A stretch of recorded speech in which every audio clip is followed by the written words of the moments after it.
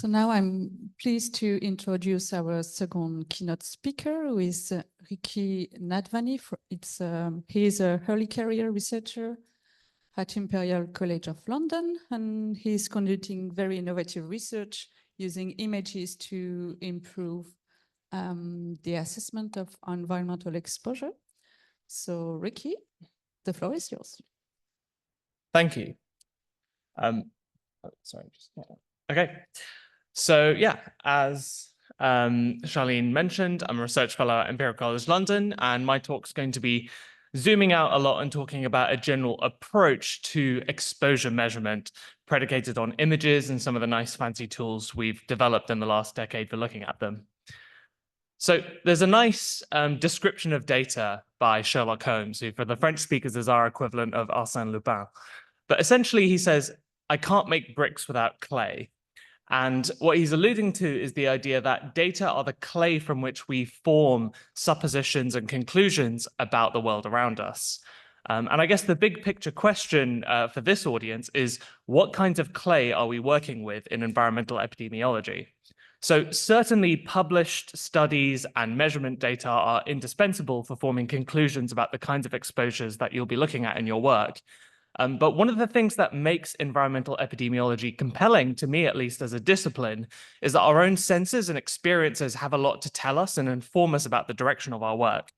For instance, you could certainly learn an awful lot by looking at the Gini curves of water consumption in Cape Town and nearby neighborhoods in South Africa to understand water inequality.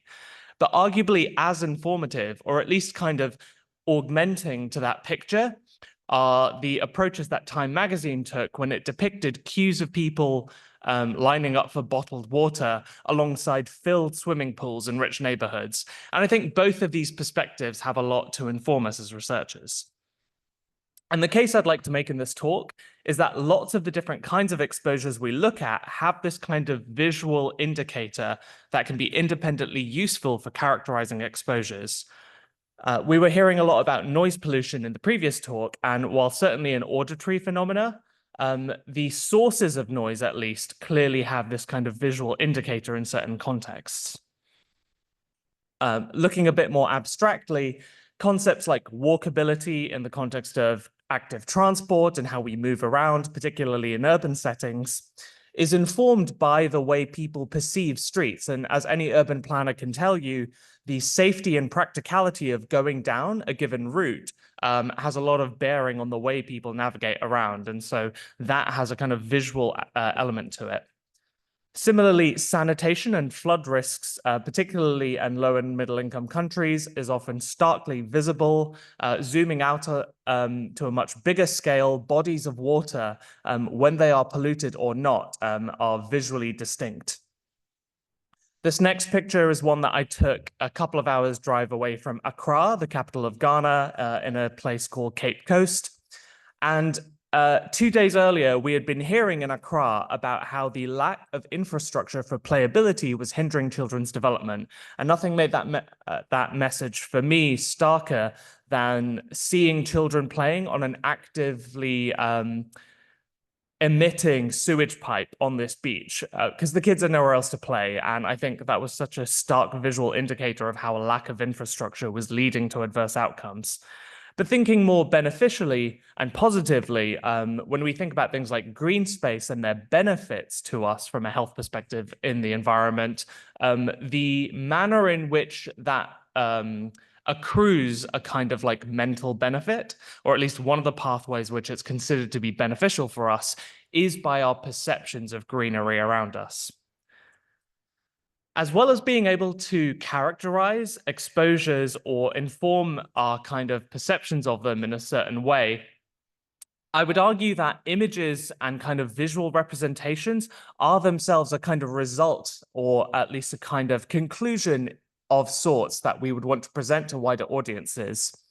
And if we assume that as our role as environment and health scientists is to try and influence decision makers and those who are able to enact policies towards better and more equal and just environments, it makes sense to leverage the millions of years of evolution that's gone on in our brains for making quick conclusions from things that we see. So the upper image being shown on this slide is another example of drone imagery from Cape Town.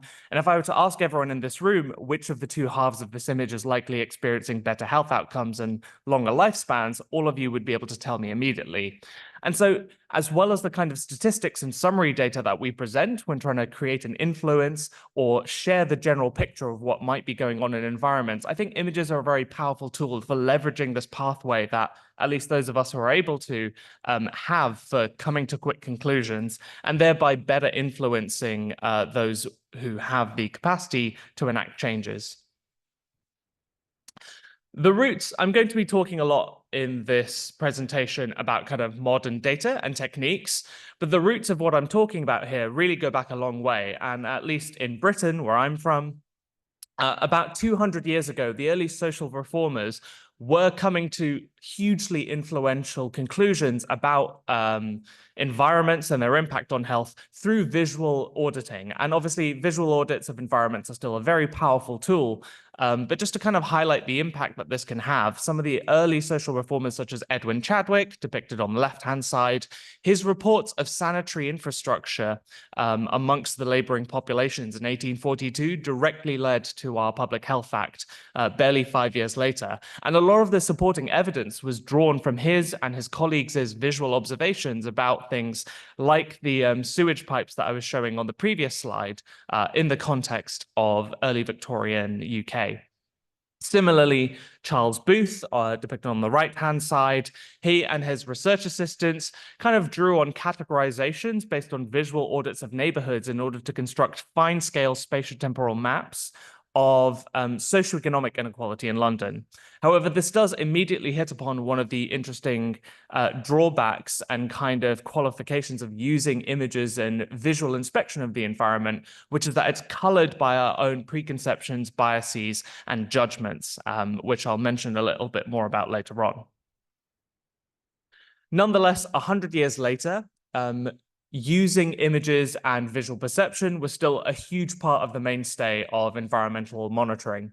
So the EPA manuals, even as late as the 1990s, were using visual inspections of plumes associated with air pollution emissions as part of its methodological toolkit to augment the kind of more formal statistical analyses. And finally, on the right-hand side, an example that some of you will be familiar with is using remote sensing imagery from satellites, combined with a kind of more systematic approach to extract things like the presence of greenery. In this case, the widely used metric of normalized difference vegetation index, or NDVI, is predicated on the idea that infrared light is absorbed more readily by chlorophyll. And so by looking at the difference in the spectra of light as absorbed by big bodies that contain chlorophyll, namely green plants, we can measure greenery at scale.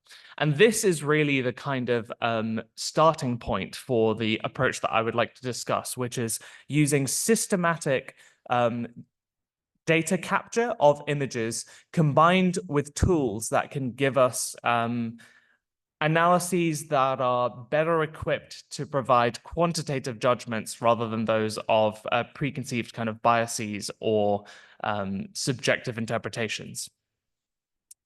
And the new clay, so to speak, that I think has really come about quite significantly in this field in the last 10 years is driven by two major sources of imagery. One is terrestrial, so that is taken from the perspectives that you and I encounter in our everyday lives, which is often called street view imagery. Admittedly, this does refer most commonly to cities, and particularly high-income cities, but essentially the kinds of photographs that you or I or big companies such as Google take as they traverse around human environments. The other, which is perhaps more widely known, is satellite and remote sensing imagery, which is a top-down perspective normally taken from Earth observation satellites. To touch briefly and bring everyone onto the same page, onto the kind of benefits and drawbacks of these kinds of data, street view imagery essentially captures the intuitive view that we experience as we navigate urban environments, and therefore captures many of the same exposures. The drawback is that each image only captures a very small spatial area, so to speak, but the coverage is generally good, particularly for cities in developed countries. The drawback, however, is that the temporal resolution is often quite sparse. Big companies that do this kind of systematic data collection only update their data every year, and that's only really in high-income countries. However, the data they collect is broadly available, although it can often be expensive. Satellite imagery, meanwhile, has the nice advantage of covering quite significant geographic areas, in some cases the entire planet. The drawback there is that the spatial resolution, the things we can resolve within the images, are limited to the resolution of the sensor we're using to capture that data. So the kind of freely available imagery will be able to resolve features of interest down to the scale of kilometers or tens of meters per pixel. And provided you're willing to pay a fair amount of money, and depending on your area of interest, you might be able to resolve things now down to centimeters per pixel. So resolving things as fine as cars or individual buildings and their characteristics. The big advantage of remote sensing imagery is that the relative spatial relationships are preserved. So the distance between the things you see in the image corresponds to physical distances, which is enormously beneficial for spatial analyses. The resolution in time can also be very good. A lot of providers capture data daily or even monthly. And another significant advantage there is that we're not limited to just the frequencies of light that are visible, but we can capture essentially the entire electromagnetic spectrum, which is actually quite useful for measuring things, not just greenery, but also whether water is polluted based on various spectral frequencies, even temperature, and other environmental characteristics sensitive to different parts of the electromagnetic spectrum. I'll touch briefly on the fact that it's not just these large systematic data sets being drawn by private providers that are available. A number of researchers are also choosing to collect primary data from drones in the source of aerial imagery, which also has the nice advantage of occasionally being able to, with software augmentation, producing 3D models of environments, which, as we saw in the previous talk, can be quite important for various environmental modeling elements. But ultimately, regardless of what kind of imagery data you might be working with for a given application, fundamentally, the representation of that data is just an array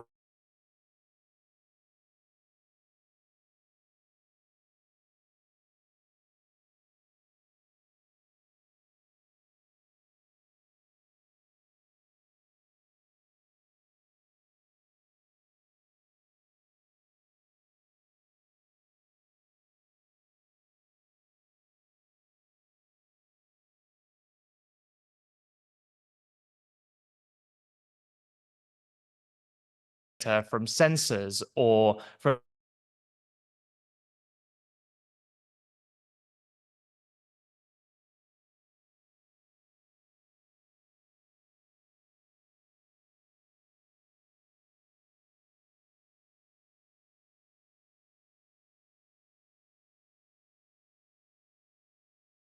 years in the processing of images was the realization that by stacking fairly simple mathematical operations called convolutions, which are essentially taking a grid of things like multiplication and addition, applying those across these grids of pixels in successive layers over and over again, could actually produce outputs that were incredibly rich in semantic meaning.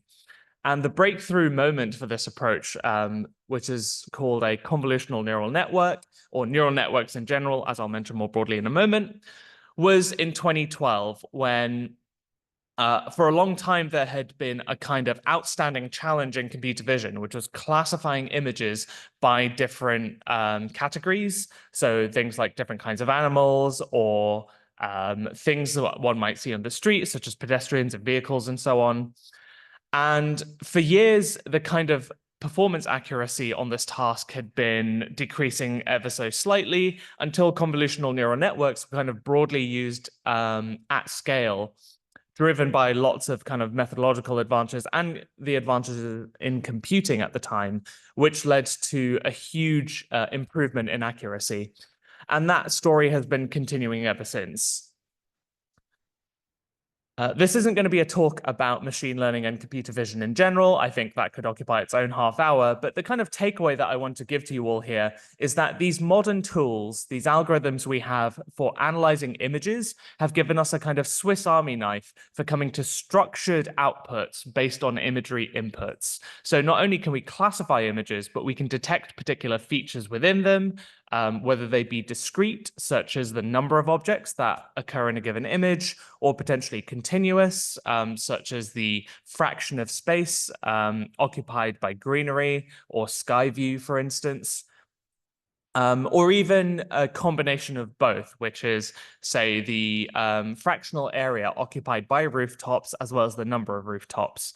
And the two tools that have emerged as kind of the most potent form of processing images for these goals have been convolutional neural networks, which I mentioned earlier, and now recently visual transformers as well, which are predicated not instead of thinking of images as grids aligned in a square, but essentially unpacking them into a line of pixel values and processing them in the same way that large language models such as ChatGPT work, using an architecture called transformers. If you're interested, there's a wealth of resources out there, but my kind of takeaway here is that these tools are not only accessible, but actually very implementable and practical for turning images into structured outputs. So what does that mean for the kinds of work that's happening in this room? One of the kind of interesting things that's come about in the last couple of years has been the idea of using images as an input for environmental modeling from an exposure perspective. So where we capture imagery at scale corresponding to an environment of interest, whether it be a city from street view images or perhaps an entire country from remote sensing. If we have output data at some level of interest that we're trying to model, akin to like a land use regression for noise or air pollution, for example, we can use images as inputs into these models using these different techniques. And we can do that in one of two ways. One would be to try and directly predict whatever outcome we're interested in, which could be something discrete and measurable like pollution, but it could also be something more abstract, like a perception of safety from 1 to 5. The other approach would be to use the kind of a priori knowledge that exists in the field, such as the fact that the presence of trees is going to be very important, or the fleet vehicle composition in a given city will have an influence on air pollution, and try to capture data on those factors from images when they are inaccessible through other means. And this leads to a kind of diverging approach to the use of images and computer vision for environmental epidemiology. One is feature-driven, as I like to call it, so looking for things that we know from prior research to be important for environmental modeling and trying to capture that information at scale, such as, for example, work being done at Imperial College on detecting the speeds of vehicles in Barcelona to improve kind of fine-scale air pollution monitoring. The other would be what I call outcome driven. So saying, look, we know that images will have some kind of useful information to help model the thing we're interested in, but we don't want to make any assumptions on what those things might be. And so we're just going to feed images into a model and let the model learn what is important for directly predicting something like air pollution. And the trade-off that occurs between these two approaches is that while one is interpretable and can be put into a structured classical statistical analysis, it's kind of rigid. It's driven by our particular assumptions of what's important in an image and how we should be using them. The other approach, the outcome-driven approach, is much more flexible. It enables a kind of holistic use of the information that could be there, but it's less interpretable. We have less of a kind of structured interpretation of our results. But by combining the two and using them in complementary ways, we can kind of get the best of both worlds. And for the remainder of this talk, I'll give an outline of how we, on the Pathways to Equitable Healthy City projects, where we've been looking at environmental exposure from lots of different perspectives, have been using this in our work. So the first study I'm presenting is predicated on a year-long environmental exposure measurement campaign we ran in Accra, where over the course of a year, we selected 140 locations where we were monitoring air and noise pollution for 1 week at a time at minute level resolution using sensors, but also capturing street view images, time-lapsed images at every location every 5 minutes. Over the course of a week, along with 10 locations where we left these monitoring stations operating for a whole year. And this gave us a whole wealth of data, and certainly we used the air and noise pollution measurements themselves in lots of downstream pieces of work for modeling surfaces of those exposures for Accra, where there is no kind of robust, highly spatiotemporal model of pollution. But something that we were very interested in is how much could our images, independent of any other source of information, tell us about that spatiotemporal variation in pollution? Because one could imagine very easily that between these two images at the same location, the right-hand side corresponds to more noise because of specific features that are identified within them, namely traffic. In the context of air pollution, however, there are other visual indicators of the change in pollution, particularly in the context of Accra, where dust storms that occur seasonally due to a phenomenon called the Harmattan introduce lots of haze and lead to associated levels of higher PM2.5. However, here, there's no specific feature that is kind of countable and quantifiable. It's a kind of more diffuse change in the visibility that's leading to pollution. So to capture the first approach, which is based on specific features, we developed what's called an object detection algorithm. This is essentially a computer vision technique that puts a little box around lots of objects of interest. And after much consultation, in our case, we settled on people, different kinds of vehicles, indicators of marketplace activity, refuse, and animals as our categories. We identified these different objects across time-lapsed images for all of Accra in our target locations over the course of 1 week, leading to 2.1 million images where we had information on these different kinds of objects, capturing change in things like traffic and marketplace activity over the course of the day. So now that we had both of these objects and the corresponding images, in a subsequent study, we looked at combining both this feature-driven approach and this outcome-driven approach to directly predict air and noise pollution within a 5-minute interval based solely on an image. And we stratified our kind of locations based on land use and also to create independent samples to gauge the spatiotemporal generalizability of this approach.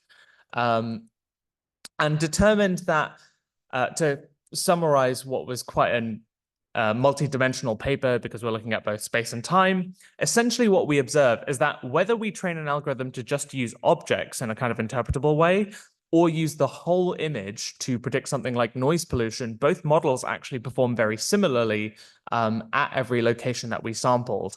And the generalizability of these models to other locations is also a lot stronger. However, for air pollution, the feature-driven approach is deficient. There's clearly something very important and tangible to that kind of diffuse haziness that occurs in the images, and the outcome-driven approach had much higher classification accuracy overall. So one of the things we can do to try and bridge the gap between the interpretable and less interpretable models is running the outcome-driven approach, the ones that just use entire images as inputs, in reverse, to identify the regions of an image which are most salient to its prediction. And in fact, what we found is that the outcome-driven approach was in fact identifying the same features as the objects we'd labeled for making its predictions in the case of noise, which was a reassuring kind of validation of what we were doing. Whereas for air pollution, it was actually focusing more on regions in kind of the sky or the far distance, where changes in visibility due to the change in the color or the haziness of the scene might be impacting on the prediction it was making. So I talked briefly about the fact that these models are essentially just applying a sequence of mathematical operations over and over again to produce some kind of final input. And one of the side effects of what's going on inside these algorithms is that the representation of the image is being compressed, very similarly to a PCA or some other kind of dimensionality reduction technique you might be familiar with for multidimensional data sets. The same kind of thing is happening to an image. And what that enables us to do is that the latent space, as we call it, these lower dimensional representations of images can actually be very informative for telling us something about environments. For instance, going back to the example of Cape Town, one of the ways in which we characterize environments for things like air and noise pollution studies and more broadly is through things like land use characterization. So which environments have greater density of buildings or greater greenery. And the way this has typically been done in remote sensing studies is by choosing a very particular feature based on a high quality data set that happens to exist for a given area and trying to extract that feature individually. So we have pretty good data sets on roads, perhaps, or just on buildings.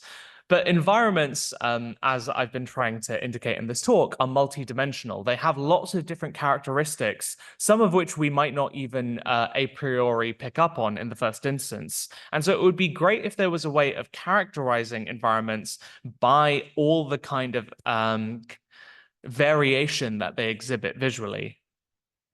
And so in a different study, also based in Accra, we took a very high resolution image of Accra from satellite imagery.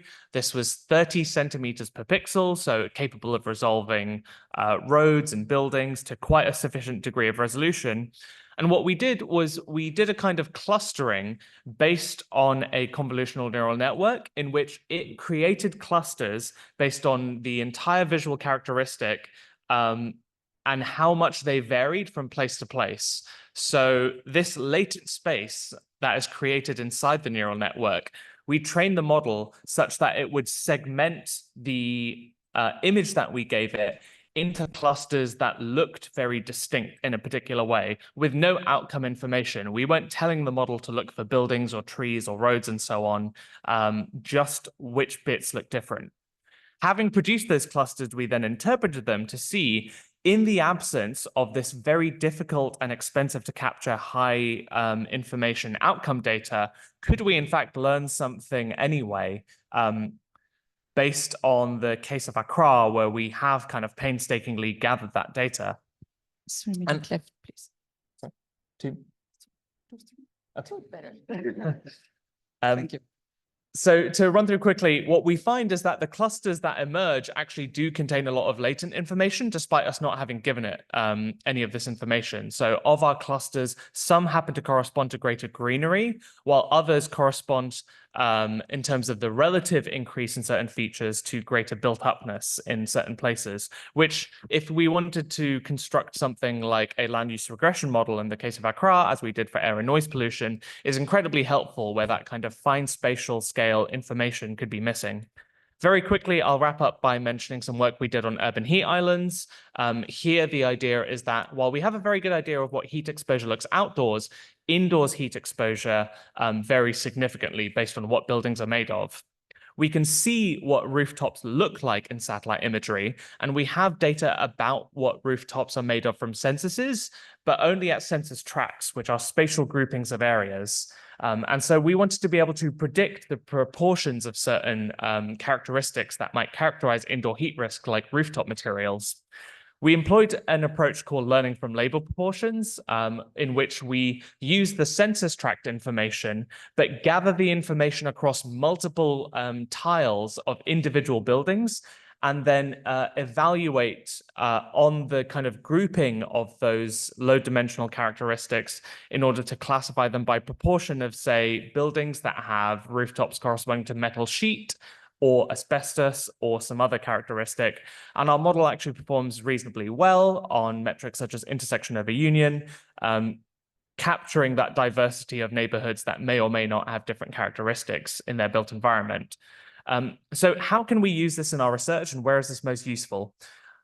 Firstly, I think where data are missing, for example, in the global picture of emissions monitoring, Where images are cheaper to capture in space and time, I think they provide an independent signal that can augment our modeling for extrapolation and interpretation of data. Secondly, because imagery is captured on the daily and monthly resolution, particularly from things like satellite imagery, I think for preparedness and fast change in emergencies, these techniques have a lot of helpfulness in things like wildfires and natural hazards. And finally, for contextually and individualization, if we want to characterize exposure on small spatial scales and in very particular environments where people see different kind of outcomes, then imagery may be a way of capturing that diversity. Thank you.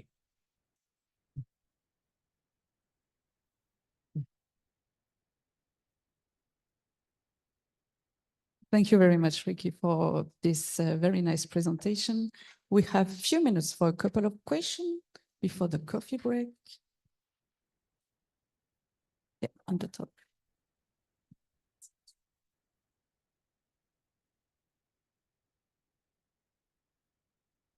Hello, thank you for a very nice presentation. My name is Rajni and I'm from Germany.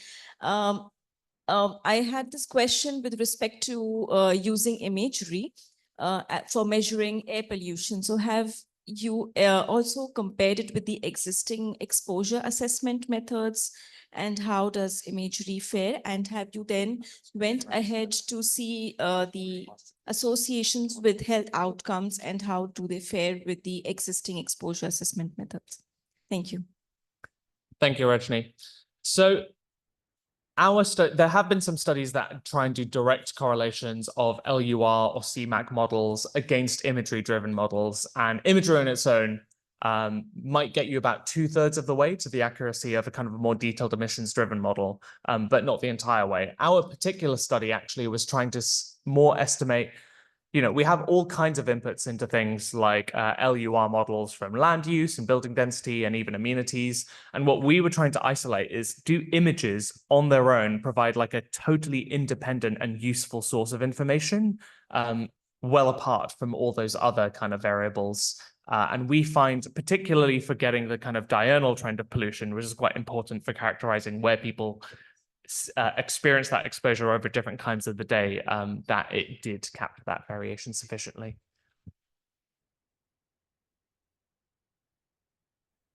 Any other quick question? Don't be shy.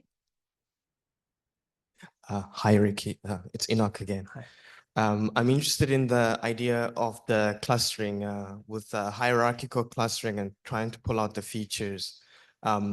Do you find that with your modeling approach, I know with clustering, you can just pull out as many clusters as possible. Do you find that you need a sort of a human intervention to be able to pull out the necessary features? Also for just being able to implement or scale these models for monitoring purposes? Thank you. Yes, great question. How many clusters and what makes for a good cluster? That absolutely comes down to human interpretation. So the 8 clusters that we chose in our particular study, we did do some sensitivity analyses with fewer clusters, a greater number of clusters, and particularly in this like hierarchical model, there are even 2 levels of clustering. So we played around with both of those choices.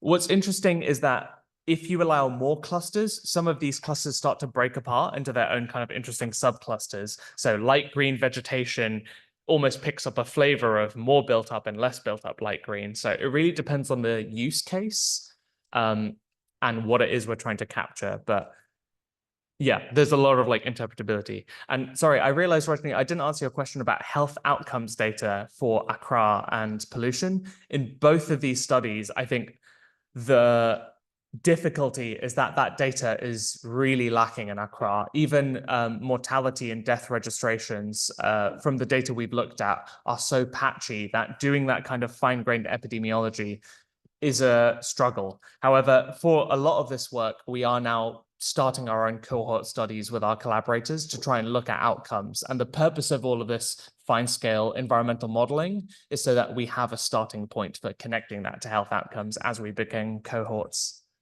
and stratifying samples appropriately.